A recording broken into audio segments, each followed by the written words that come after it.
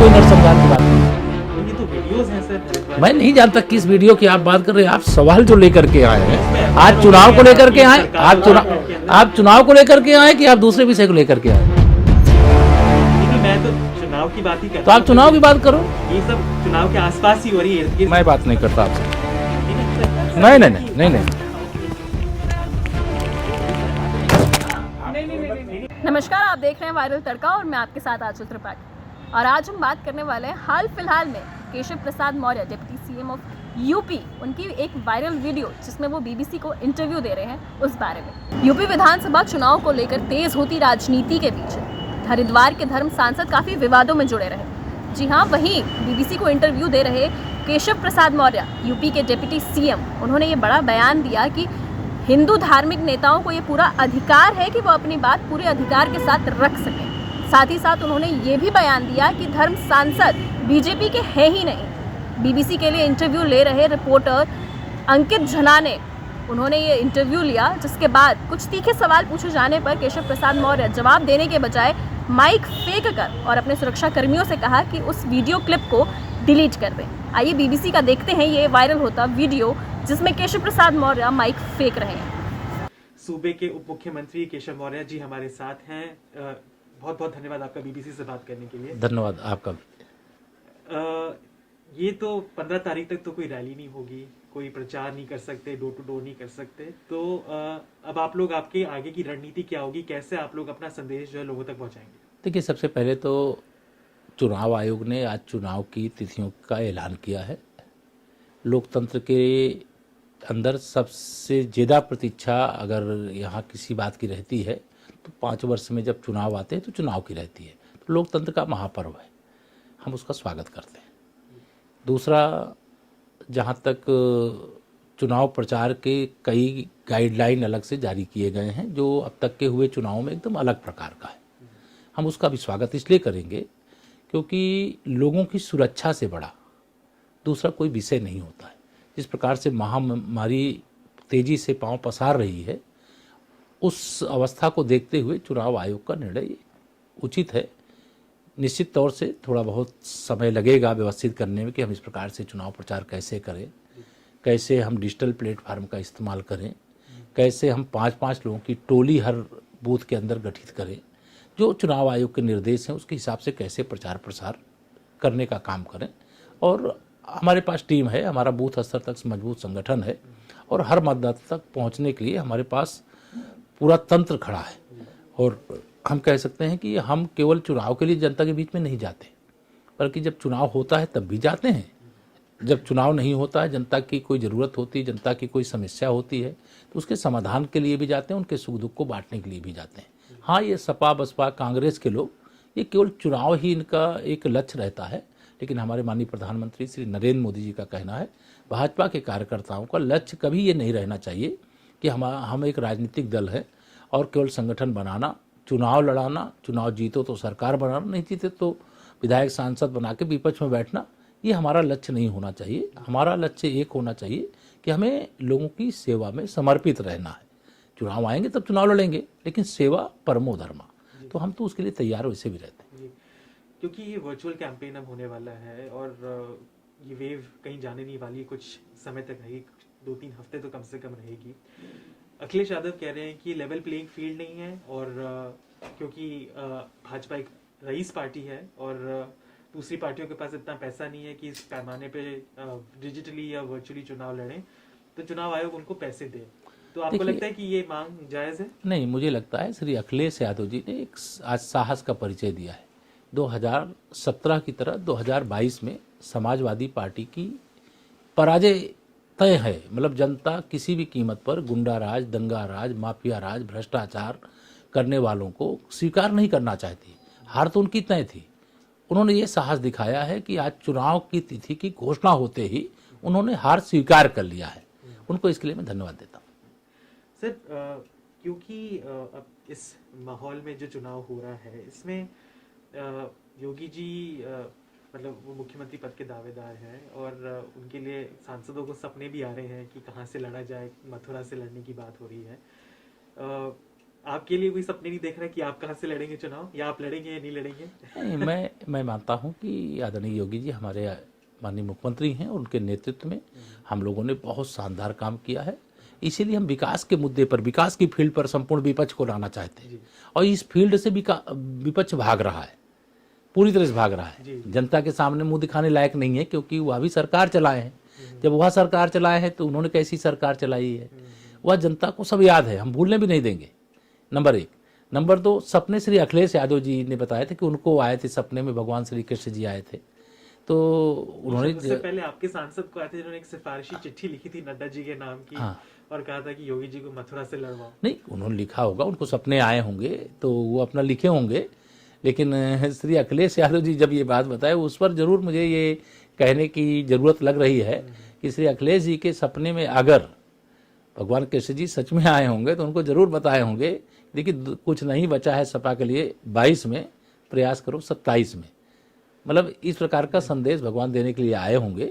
लेकिन अभी चूंकि उनका जो चरित्र है, उनका जो सरकार का कार्यकाल है, उन्होंने जिस प्रकार से उत्तर प्रदेश को बर्बाद करने का काम किया है, जिस प्रकार से एक नाकाम मुख्यमंत्री के रूप में, विकास के मार्ग में बाधा डालने के वाले मुख्यमंत्री के रूप में जो उन्होंने कीर्तिमान स्थापित किया है, जो दंगाइयों को, चाहे उनके चच्चा आजम खां थे उस समय, जिस प्रकार से एक दंगाई को पुलिस कस्टडी से छुड़वाने के बाद गृह मंत्रालय श्री अखिलेश यादव जी के पास था और उनको रोकने का काम नहीं किए, तो दंगा प्रदेश बनाने का काम जितना मोहम्मद आजम खान ने किया है उतना ही श्री अखिलेश यादव जी ने किया है। तुष्टीकरण की राजनीति वो उनका चरित्र हो गया है।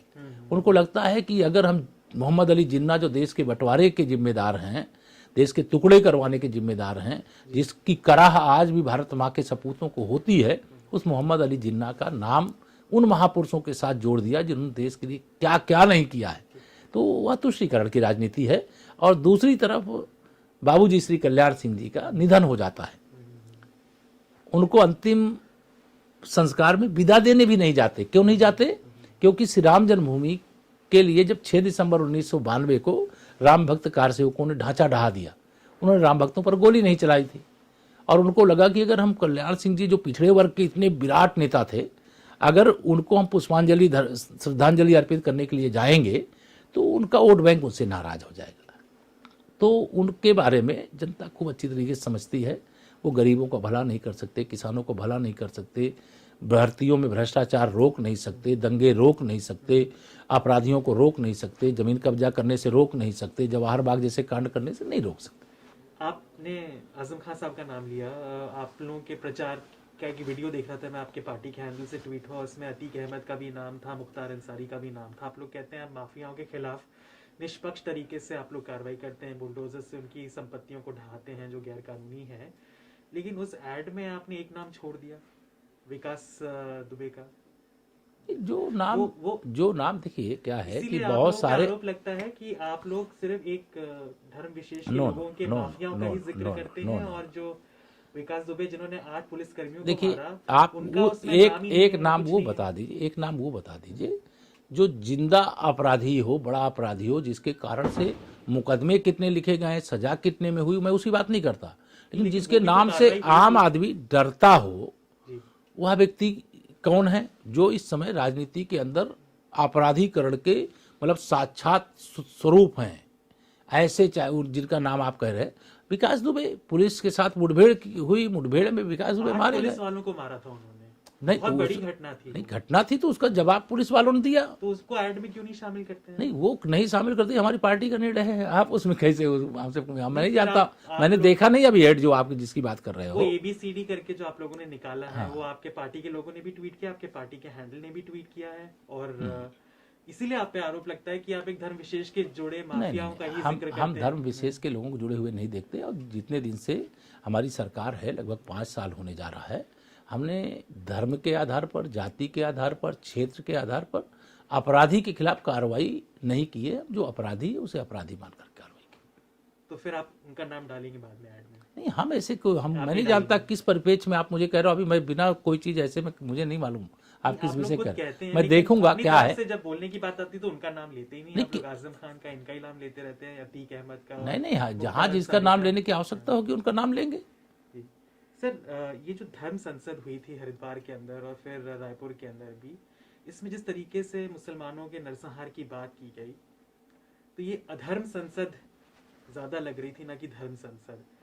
तो ये इससे जुड़ा एक मामला ये भी हुआ है कि IIM के जो छात्र हैं, प्रोफेसर्स हैं, उन्होंने चिट्ठी लिखी है प्रधानमंत्री को कि जिस तरीके से मुसलमानों को टारगेट करके या एक जाति विशेष के लोगों को टारगेट करके बयानबाजी होती है, भड़काऊ बयानबाजी होती है, अगर देश का प्रधानमंत्री चुप रहता है या सूबे के मुख्यमंत्री लोग चुप रहते हैं तो इन लोगों को और बढ़ावा मिलता है, इनके और हौसले बढ़ते हैं। क्या आपको लगता है कि आप लोगों को जैसे ही चीज़ें आती हैं सामने प्रकाश में, थोड़ा बयान दे के लोगों को ये आश्वस्त करना चाहिए कि आप लोग किसी धर्म विशेष के खिलाफ नहीं है? भारतीय जनता पार्टी को प्रमाण पत्र देने की आवश्यकता नहीं है। हम सबका साथ, सबका विकास करने में विश्वास रखते हैं, और जो धर्माचार हैं उनको अपनी बात अपने मंच से कहने का अधिकार होता है। आप हिंदू धर्माचार्यों की बात क्यों करते हो? आप बाकी धर्माचार्यों के द्वारा क्या क्या बयान दिए गए हैं उनकी बात क्यों नहीं करते हो? जम्मू कश्मीर से इतने 370 हटने से पहले कितने लोगों को वहाँ से पलायित करना पड़ा, इसकी बात क्यों नहीं करते हो? मतलब आप भी देखिए, आप जब सवाल उठाओ तो फिर सवाल केवल एक तरफ के नहीं होने चाहिए, आप भी इसको ध्यान रखो। अगर कोई मेरा धर्म संसद भारतीय जनता पार्टी की नहीं, धर्म संसद भारतीय जनता पार्टी की नहीं है, वो संतों की होती है। संत अपनी बैठक में, अपने कार्यक्रम में क्या कहते हैं क्या नहीं कहते हैं ये उनका विषय है, और जो उनका विषय उससे आप यति नरसनन गाजियाबाद में डासना के हैं, अन्नपूर्णा जो हैं वो अलीगढ़ की हैं, तो मतलब ये लोग जो जिस तरीके का माहौल बनाने की कोशिश करते हैं, कोई माहौल नहीं बनाने की कोशिश करते। जो सही बात होती है या जो उचित बात होती है, जो उनके प्लेटफार्म पर उचित लगती है वो कहते होंगे। मैं तो चूंकि आप ऐसे सवाल लेकर के आ रहे हैं जो राजनीतिक क्षेत्र से जुड़े हुए नहीं हैं, और उन चीज़ों पर मैं अभी देखा भी नहीं हूँ कि जिस विषय को आप मुझसे चर्चा कर रहे हैं। लेकिन जब धर्माचार्यों की बात करो तो धर्माचार केवल हिंदू धर्माचार नहीं होते हैं, मुस्लिम धर्माचार भी होते हैं, ईसाई धर्माचार भी होते हैं, और कौन कौन क्या बातें कर रहा है उन तीनों चारों बातों को एकत्र करके सवाल करिए। मैं हर सवाल का जवाब दूंगा। आप विषय पहले बता दें तो मैं आपको तैयारी करके आपको जवाब देता। नहीं, मैं ये कह रहा हूँ, आपने जैसे कि इंडिया पाकिस्तान का मैच हुआ, उसके अंदर लोगों ने कुछ बयानबाजी की और फिर उसके बाद उनके ऊपर कार्रवाई की, सेडिशन भी लगाया, राजद्रोह का मुकदमा किया, उनको जेल में डाला। राष्ट्रद्रोह अलग विषय है। आप राष्ट्रद्रोह को और मतलब जो लोगों के मौलिक अधिकार हैं उससे मत जोड़िए। अगर भारत में रह करके कोई अगर पाकिस्तान जिंदाबाद का नारा लगाएगा, नहीं सहन किया जाएगा, वो निश्चित तौर से देशद्रोही की श्रेणी में आएगा, उसके खिलाफ जरूर कार्रवाई की जाएगी। लेकिन ये जो धर्म संसद होती, सभी समुदाय धर्माचार्यों की होती, सभी संप्रदाय की होती, सबकी होती है, वो जो उनको अपनी बात कहना कहते हैं। अब all India Muslim personal law board को क्या अधिकार है कि सूर्य नमस्कार हमें स्वीकार नहीं है?